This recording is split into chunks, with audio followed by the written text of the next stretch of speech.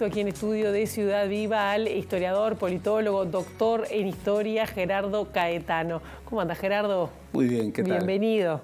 Muchísimas gracias. Hablar siempre de la dictadura y sobre todo del contexto en que se dio, me imagino que es un desafío, pero no todo surgió claramente un 27 de junio. Ya hubo o estaba el país en un contexto complejo, con antecedentes que, bueno, ¿cómo los podrías definir para dar una pincelada a la gente que a veces es importante recordar? No, sin duda. En primer lugar, se necesita una mirada larga. Se necesita una mirada regional, internacional. Se necesita una mirada policausal. Se necesita una mirada que registre distintos ámbitos. Por ejemplo, tratar de entender lo que ocurrió en el Uruguay del año 73 no puede hacerse sin remitir a la década anterior y a procesos que ya venían desde la posguerra, como una polarización muy fuerte, como un contexto de guerra fría caliente en América Latina.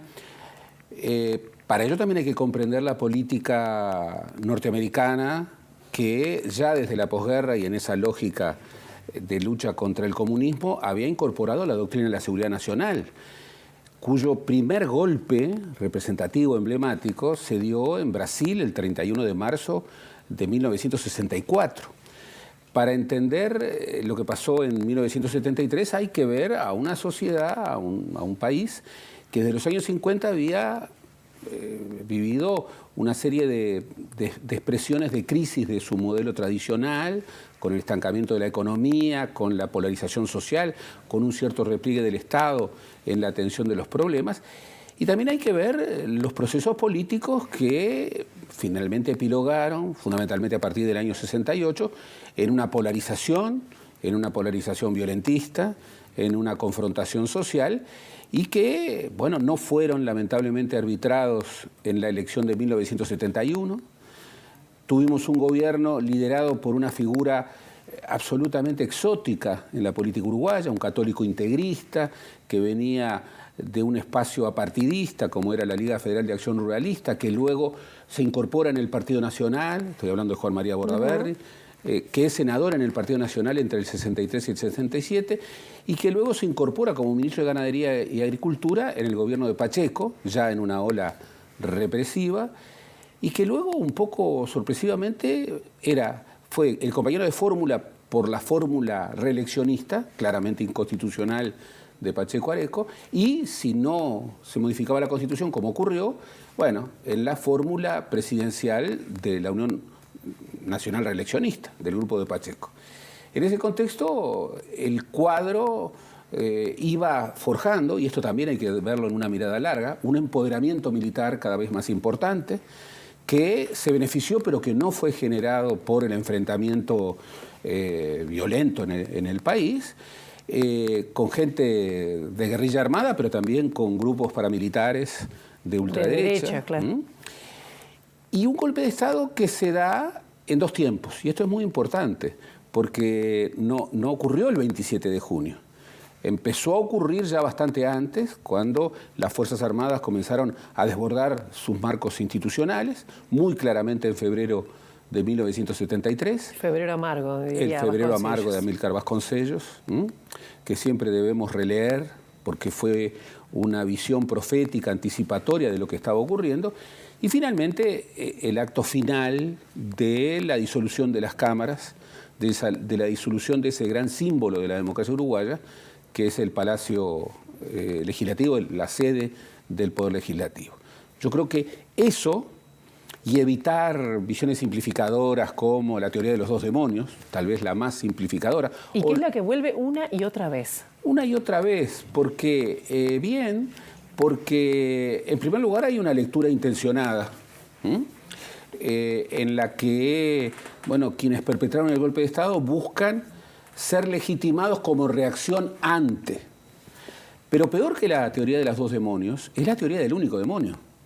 Como que acá estábamos en una democracia perfecta y, bueno, el impacto de la Revolución Cubana y de la Guerra Fría generó un desborde de movimientos de izquierda y movimientos populares que, bueno, finalmente generó una reacción casi que no querida por sectores de los partidos tradicionales y por las Fuerzas Armadas, que poco menos que se vieron obligados a dar el golpe de Estado. Bueno, nada de eso resiste a los documentos, nada.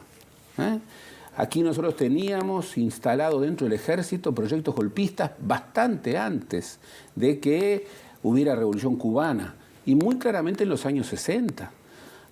Aquí estamos viendo, por ejemplo, cuando ingresan en el Salón de los Pasos Perdidos, bueno, los generales, ahí está Balestrino, un general de ideas filonazis, ahí está Gregorio Álvarez, una figura absolutamente ambiciosa, con un objetivo de poder.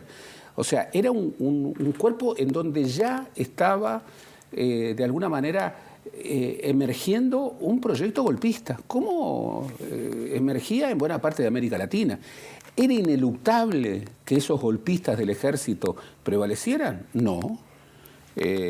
Aguerrondo, que fue el creador de la Logia de Tenientes de Artigas, un 25 de agosto de 1964, tenía en el ejército, bueno, la confrontación de grupos constitucionalistas, que entre otros, y particularmente lideraba el general Líber Seregni. Y esos fueron detenidos. Sin embargo, por eso siempre hay que hablar de dictadura civil-militar, no de una dictadura militar. Cuando comenzaron a conjugarse circunstancias y demandas desde la propia sociedad civil, bueno, esos grupos golpistas comenzaron a crecer, comenzaron a afirmar su poder y finalmente, ya antes del 73, ya tenían el manejo de la vida política. Claro. Por supuesto, alimentados en una crisis estructural, alimentados en una polarización violentista, inaceptable. Pero siempre hay que remarcar algo de lo que estoy absolutamente convencido, que no hay ninguna razón de ningún aspecto, por ninguna causa, que justifique la violación de las reglas constitucionales. Todos los problemas, incluso los problemas más duros, tienen que resolverse dentro de la Constitución y no fuera de la Constitución. Claro, la ruptura fue esa en junio del 73, como tú decías, en febrero se envalentonaron, rechazaron el nombramiento del general francés, Antonio Francese. Eso podía haber sido, capaz que se hubiera habido, en el marco de las hipótesis, una posibilidad de si se unían todos. Claro, lo que ocurre es que quien convocó al respaldo civilista era un presidente que no creía en la democracia. Desprestigiado, claro. No solamente desprestigiado, que lo estaba, sino que no creía en la democracia, como luego que no creía en los partidos, que no era de alguna manera reconocido como un líder incluso dentro de la fuerza predominante del gobierno. Y al mismo tiempo, bueno, ya las Fuerzas Armadas estaban cargadas de golpismo. Allí hay una actitud, hay figuras que son claves en los contextos más difíciles. Ahí estuvo el contraalmirante Zorrilla, que afirmó una postura constitucionalista de la Armada. Sí, que tuvieron varias horas por supuesto. Esperando, apoyando a la democracia. Se fue a su casa porque no solamente se enfrentaba a la mayoría del ejército, no solamente se enfrentaba a la Fuerza Aérea, que por presiones con la comandancia de Pérez Calda, había adherido al golpe, sino que no tenía el respaldo del presidente de la República. No tenía el respaldo del presidente de la República.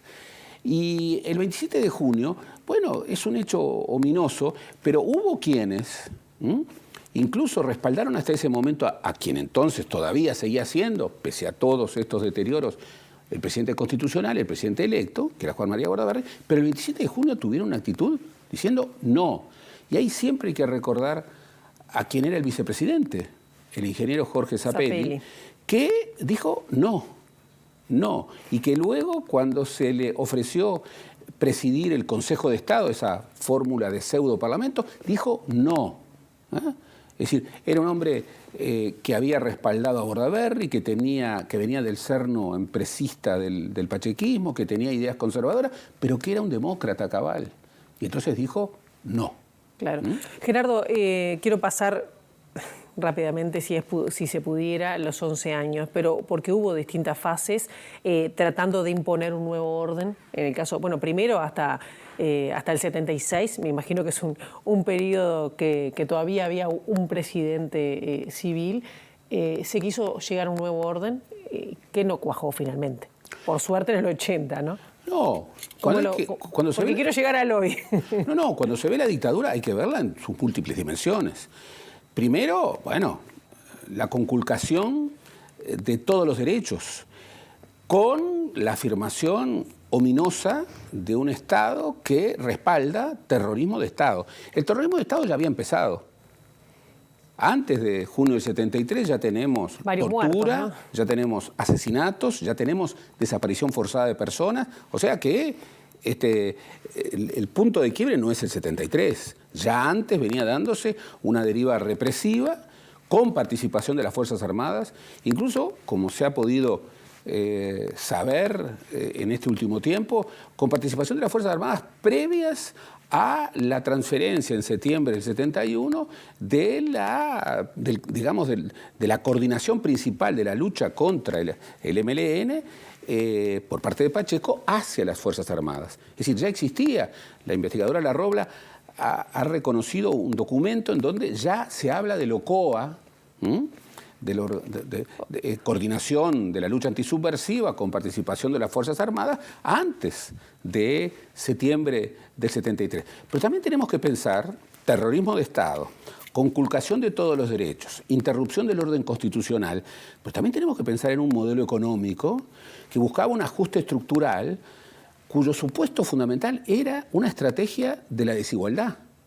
Lo expresó muy bien quien en el año 74 marcó el viraje de la política económica, que era un hombre que venía de la lista 15, Alejandro Beck Villegas, y que dijo, contestando la frase emblemática de don Pepe Valle, para que los pobres sean menos pobres, los ricos tienen que ser más ricos.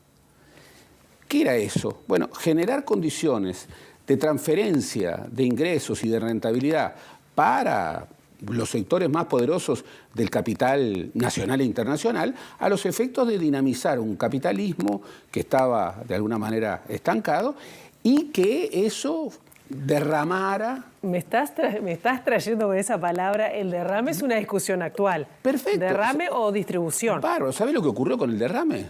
El Uruguay llegó a la peor tasa de pobreza de su historia. Después de un ajuste estructural bajo dos modalidades, primera hasta el 78 y después la famosa tablita, en el 82 quebró todo. Y quebró la tablita y el Uruguay entró en un ajuste recesivo en donde los pobres fueron más pobres. La clase media se pauperizó, pero también los sectores pequeños y medianos empresariales y también algunos grandes cayeron. Los únicos que se beneficiaron fueron los bancos, el sector financiero, que incluso en aquel episodio ominoso, bueno, vieron cómo las carteras incobrables, que de manera muchas veces irresponsable habían asumido, eran posteriormente compradas por el Estado para evitar una crisis financiera. Entonces, ¿sabes cuál es la primera medición de pobreza en tiempos democráticos después de la reinstitucionalización del 85? 46% de la población uruguaya estaba por debajo de la línea de pobreza. Entonces, el fracaso gigantesco, ominoso, de ese ajuste estructural basado en la estrategia de la desigualdad, termina en un fracaso rutilante, incluso desde los objetivos mismos. Yo te voy a sacar del tema económico y te voy a llevar al tema político, ¿no? Porque hoy hay, los otros días estábamos hablando aquí mismo en Ciudad Viva con Elena Zaffaroni y hablaba de algunos riesgos, pero sobre todo se refería a Cabildo Abierto como el partido militar. Yo digo, vuelven a estar planteados sobre la mesa cuestiones que uno pensaba que no iban a estar, cuando todavía no tenemos una política seria de memoria, de archivos. No sabemos todavía muchas cosas, no sabemos dónde están personas desaparecidas, no sabemos montones de cosas, de archivos que no están todavía. Vuelven estos temas. ¿Cómo ves, qué lectura tenés con respecto al fortalecimiento de Cabildo Abierto como partido? Un partido, te pregunto, ¿es militar? Sobre todo cuando plantean iniciativas como prisión domiciliaria que beneficiaría en gran medida a quienes están presos por crímenes de lesa humanidad. Cabildo Abierto es un partido de referencia militar.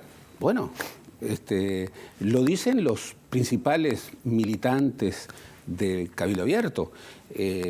Cabildo Abierto no solo está liderado por quien fue comandante en jefe del ejército durante el gobierno de Tabaré Vázquez, quien fue ascendido a general bajo el gobierno de José Mujica, sino que tiene una estructura básica paralela a los organismos del partido, que es la que gobierna el partido, en articulación con un liderazgo muy vertical, como es el liderazgo de Guido Manini Ríos.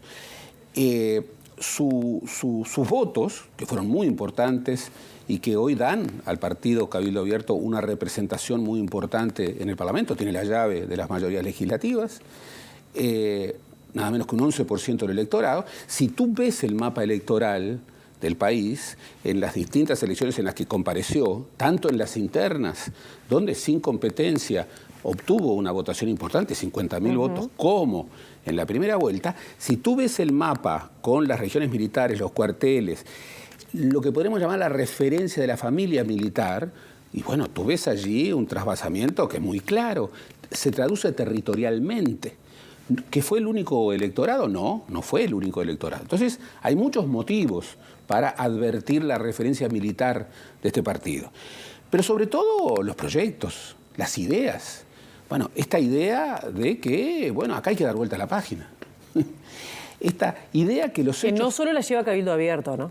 Que no solamente la lleva Cabildo Abierto, y habrá que ver, porque las instancias decisivas están ahora, habrá que ver si estos proyectos absolutamente contra derecho, absolutamente inllevables, que impulsa Cabildo Abierto, que implican formas más directas o más indirectas de impunidad, habrá que ver si obtienen el respaldo de los otros partidos, porque sin el respaldo de blancos y colorados, estos proyectos, por ejemplo, que tienen nombre propio, aun cuando son referidos genéricamente, de llevar a 65 años la edad para la prisión domiciliaria. La prisión domiciliaria, o seguir con las chicanas institucionales para evitar los avances de la justicia. Este ataque asombroso a instituciones que tienen que ver con la justicia, a la Institución Nacional de Derechos Humanos, a la Fiscalía de los Delitos de Lesa Humanidad, a muchos jueces que han avanzado en esa perspectiva. Esta idea ya no peregrina, inaceptable, esta idea mentirosa, esta idea que es un insulto para la historia uruguaya, se venga de donde se venga, que es la idea de que hoy en el Uruguay hay presos políticos, cuando estamos hablando de gente imputada, sometida al debido proceso, que la justicia verá si es culpable o no.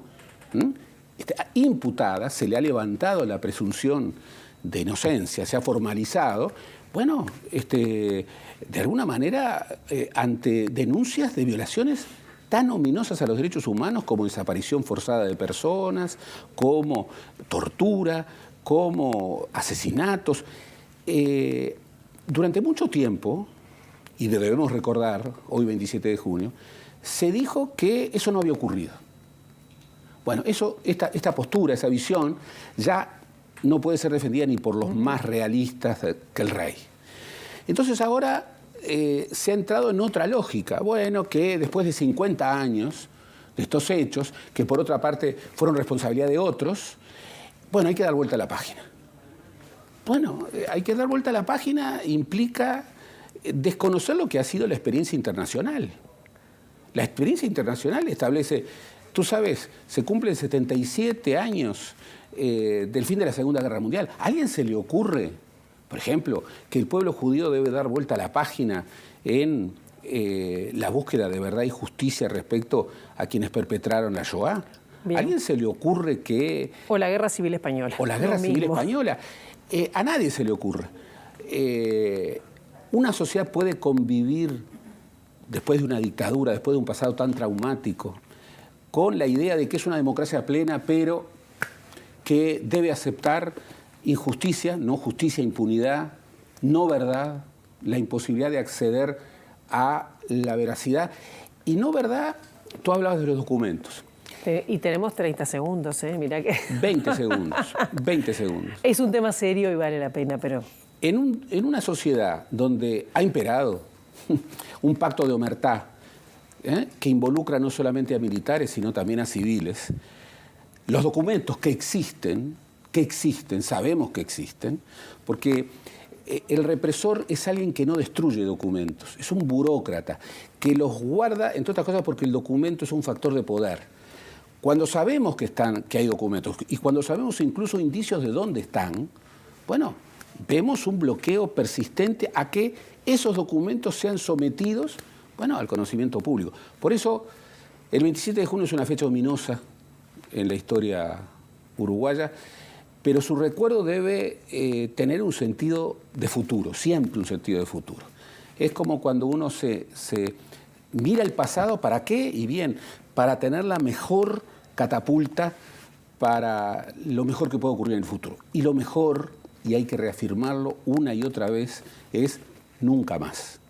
Que esta foto donde golpistas, dictadores, con proyectos ominosos en lo ideológico y en términos de ambiciones, nunca vuelva a producirse en el Uruguay. Gerardo Caetano, muchísimas gracias. Y te esperamos en breve, ¿no? Porque sé que tenés un par de libros ahí en proceso. Claro que sí. Muchísimas gracias, siempre es un gusto. Gracias a vos. Y hacemos una brevísima